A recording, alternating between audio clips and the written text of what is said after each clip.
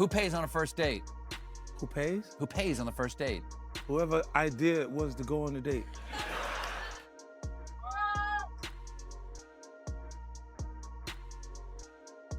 Nicki Minaj or Cardi B?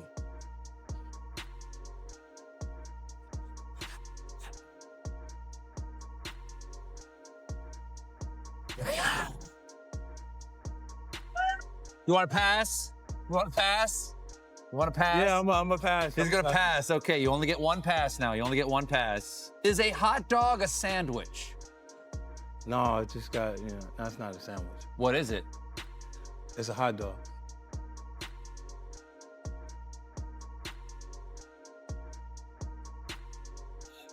Say one nice thing about Ja Rule. Oh, he's alive. He would do a lot of foul shit. Like behind the scenes, he would do some foul shit. Like hating on, like doing things with people I'd done business with that he done business with. He would say shit that I was like, he said that to you? Right. I was like, yeah, it's all right. You know what I'm saying? Like, and niggas don't know what they like till they see somebody with it. So they want the girls after you're done with them and shit. Yeah. Leftovers. Yeah. Let's take your leftovers. A lot of niggas have more leftovers. Something strange has been happening online lately. Out of nowhere, people started whispering about Oprah Winfrey's All-Girls Academy in South Africa again. And this time, the rumors went way beyond the old scandals. Then, right when the conversation was heating up, 50 Cent jumped in and threw gasoline on the fire. He accused Oprah of doing everything from sabotaging black entertainers to covering up the darkest secrets behind her school. The internet went wild. Some people said she's protecting something. Others said the entire thing is a massive exaggeration. But with the amount of celebrities who've claimed Oprah mistreated them, people couldn't ignore the pattern anymore. And the question suddenly became unavoidable. What's really going on behind Oprah's polished image? And why are so many stars calling her out at the same time? The tension between 50 Cent and Oprah didn't start overnight. Their issues go all the way back to when 50 Cent was rising in the early 2000s, turning into one of the most influential rappers on the planet. At that time, he wanted an interview with Oprah to reshape his reputation, moving from the image of a street hustler to a businessman and artist. But Oprah didn't want him on her show, not because of scheduling, not because of timing, because, according to her, she didn't like what his music represented. That hit 50 Cent in a way he didn't forget. Instead of backing down, he fired back and said Oprah only cared about pleasing older white women. He even joked that she was an Oreo, black on the outside, white on the inside, a line that fans still bring up years later. He said she looked down on the type of audience who supported him. And he made it clear, if she didn't want to be friends, then enemies would work just fine. But years later, when 50 Cent became too big to ignore, Oprah suddenly agreed to interview him. And according to people in the industry, she wasn't the one who changed her mind. She was pressured behind the scenes because 50 Cent's presence boosted ratings, and ignoring him made her look disconnected from a major piece of pop culture. Even during the interview, his guard never dropped. And after it aired, their tension didn't disappear. It evolved. Other rappers were watching, and they started speaking up too. When Ludacris stepped onto Oprah's stage, he thought he was there to promote Crash, the award-winning film he starred in along with the rest of the cast. But he quickly realized his interview was heading somewhere else. Instead of asking him about the movie, Oprah grilled him about the language in his music, something none of his white co-stars had to deal with. Ludacris later said he was blindsided. Oprah told him she didn't approve of his lyrics, but instead of having a balanced conversation, she used the show as a way to correct him in front of a mostly white audience.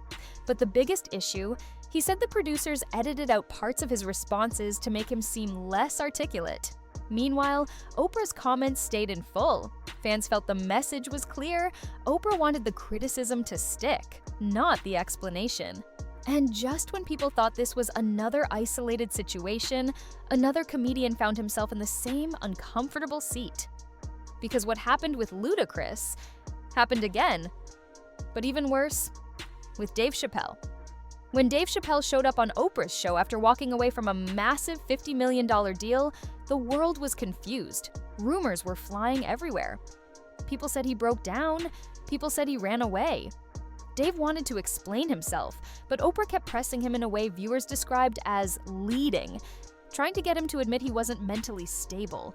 She brought up paranoia, medication, psychiatric hospitals.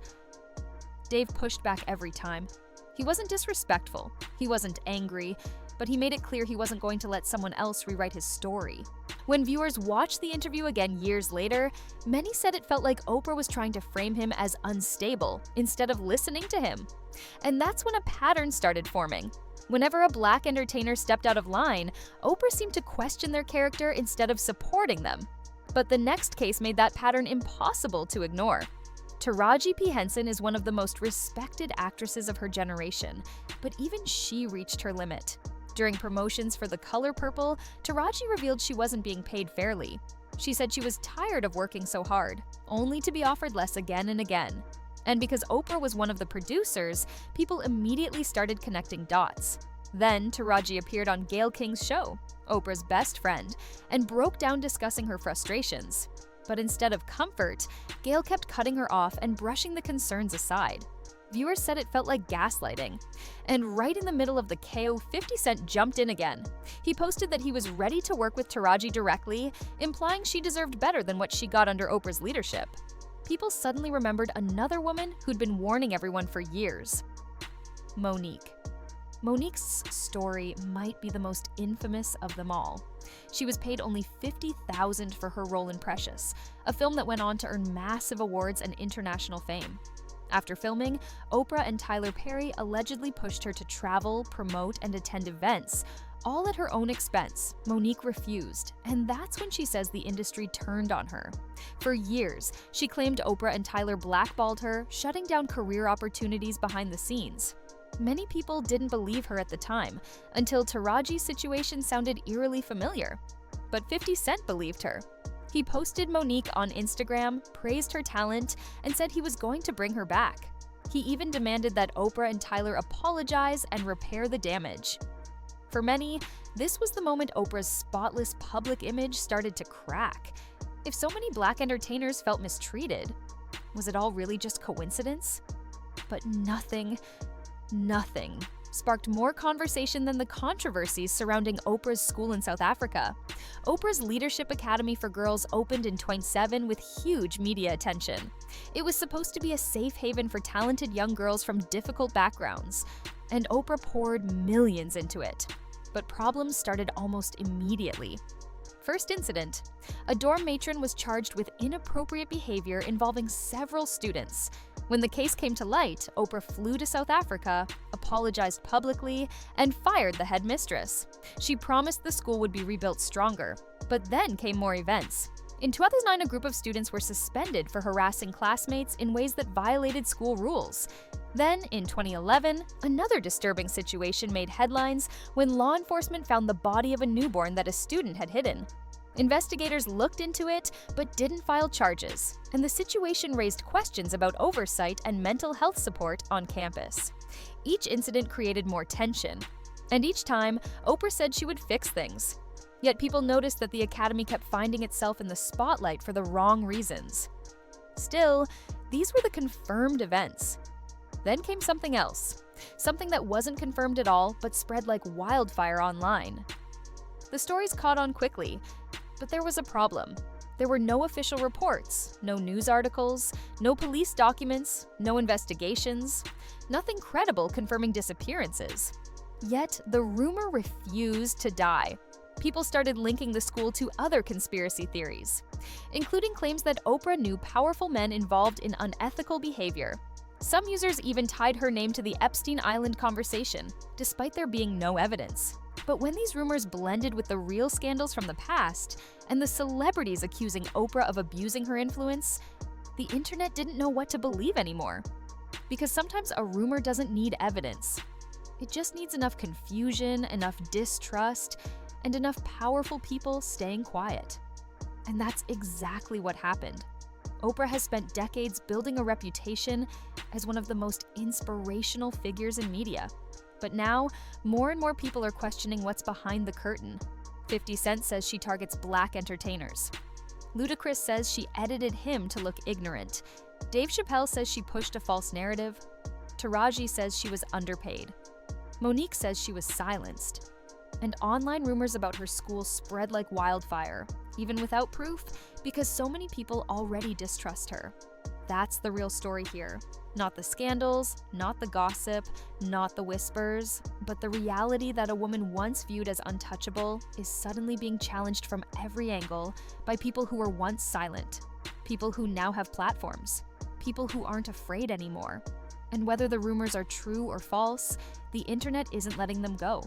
So now the question is yours. Do you think 50 Cent is exposing something everyone else was too scared to say?